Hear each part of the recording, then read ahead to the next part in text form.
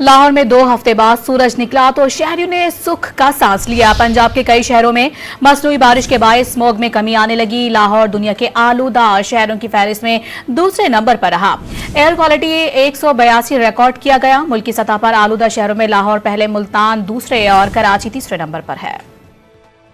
धुंध से पाकिस्तान के कई शहर रवामा शदीद मुतासिर हुए, ताहम आज सूरत हाल कदरे बेहतर रही। इतवार की शाम एयर क्वालिटी इंडेक्स में लाहौर 182 पॉइंट्स के साथ सरे फहरिस्त है। मुल्तान 181 पॉइंट्स के साथ दूसरे, कराची 113 पॉइंट्स के साथ तीसरे, रावलपिंडी 112 पॉइंट्स के साथ चौथे नंबर पर रहा। गुज़श्ता 24 घंटों में लाहौर समेत मुख्तलिफ अजला में स्मॉग क्रैकडाउन के दौरान 49 मुकदमा दर्ज करके 18 अफराद गिरफ्तार किए गए।